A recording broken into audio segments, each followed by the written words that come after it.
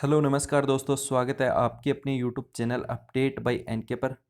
Discuss करेंगे इस video में अपसारी चिंतन और अभिसारी चिंतन दोनों में बेसिकली डिफरेंस क्या है। क्योंकि एक बार प्रश्न पूछा गया था, गिलफोर्ड ने अभिसारी चिंतन पद का प्रयोग किसके समान अर्थ में किया गया। पहला है बुद्धि, दूसरा सृजनात्मकता, तीसरा दोनों या इनमें से कोई नहीं। तो सबसे पहले हमारे जहन में ये होना चाहिए कि अपसारी चिंतन किसको बोला जाता है, अभिसारी चिंतन किसको बोला जाता है। तभी हम डिफाइन कर पाएंगे कि किसमें सृजनात्मकता शामिल होती है और किसमें बुद्धि। तो सबसे पहले हम देखते हैं कि ये दोनों है क्या। ये दोनों चिंतन के प्रकार हैं जो जेपी गिलफोर्ड ने 1956 में बताए थे। पहली चीज, अपसारी चिंतन और अभिसारी चिंतन। नाम से ही पता चल रहा है, अपसारी अपसार फैलना, किसी भी चीज के बारे में फैलना, किसी की चीज के बारे में वाइड एस्पेक्ट में हम सोचना, वो होता है अपसारी चिंतन।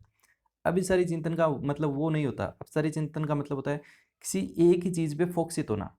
जैसे सिंपल वे में मैं आपको समझाता हूँ। अभिसारी चिंतन में हम क्या करते हैं, किसी एक ही जैसे प्रॉब्लम है उसके एक ही सॉल्यूशन पे पहुंचते हैं।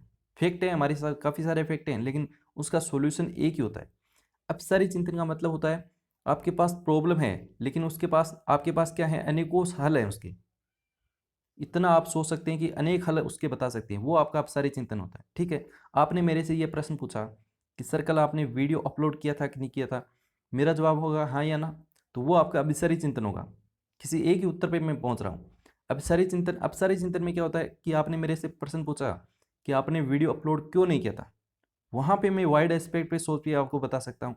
तो वो आपकी एक प्रॉब्लम के बारे में अनेकों हल निकलते हैं, वहां पे आपका अपसारी चिंतन होता है। ठीक है, क्लियर है। तो अपसारी चिंतन में क्या होंगे, अनेकों हल होंगे, मैनी सॉल्यूशन होंगे, इसमें सिंगल और स्टैंडर्ड सॉल्यूशन होगा। ठीक है, किसी एक ही चीज पे हम सोच सकेंगे, हमारी सोच जो होगी वो लीनियर थिंकिंग होगी। अब देखिएगा, आप खुद पता लगा सकते हैं कि सृजनात्मकता और बुद्धि किस में शामिल करेंगे। आप बताइए सृजनात्मकता का मतलब क्या होता है। इसमें सृजनात्मकता मतलब ये होता है कि कुछ नया करना। अब कुछ नया कैसे करेंगे, बच्चा कुछ नया कैसे करता है, जब वो वाइड एस्पेक्ट के बारे में सोचता है, अलग अलग चीज़ों से करता है, एक चीज़ के अनेकों हल बताता है, एक चीज़ के अनेकों चीज़ों के बारे में सोचता है, वो होता है आपका क्रिएटिविटी। तो यही मैंने बताया कि किस में शामिल होगा, फिर ये अपसारी चिंतन में शामिल होगा। क्लियर है। बुद्धि किस में आ जाएगा, फिर अपसारी चिंतन में। ठीक है, तो ये इन दोनों में बेसिकली डिफरेंस था।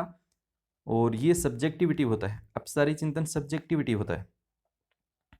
और ऑब्जेक्टिविटी, अपसारी चिंतन क्या होता है, ऑब्जेक्टिविटी होता है, एक ही सॉल्यूशन होता है। ठीक है, तो ये कुछ यहाँ पे इन दोनों में बेसिकली डिफरेंस थे जो आपको पता होना चाहिए। प्रश्न आपसे एक बार यही पूछा गया था, गिलफोर्ड ने अभिसारी चिंतन पद का प्रयोग किसके समान अर्थ में किया गया। तो यहाँ पे अभिसारी चिंतन की बात कर रहे हैं, कन्वर्जेंट थिंकिंग की बात। तो यहाँ पे बुद्धि इसका सही उत्तर होगा। ठीक है, और यहाँ पे अभिसारी चिंतन की बात करता है तो किस में जाता है, आपका सृजनात्मकता। ये दोनों में डिफरेंस काम में आपको समझ में आ गया होगा। ठीक है दोस्तों, आज के वीडियो में इतना ही। उम्मीद करता हूँ वीडियो आपको अच्छा लगा होगा। जो चीज़ मैं आपको समझाना चाह रहा था वो आप आराम से समझ में आ गया होगा। फिर भी आपके मन में कोई दिक्कत है, कोई सवाल है तो बिल्कुल कमेंट करें। धन्यवाद।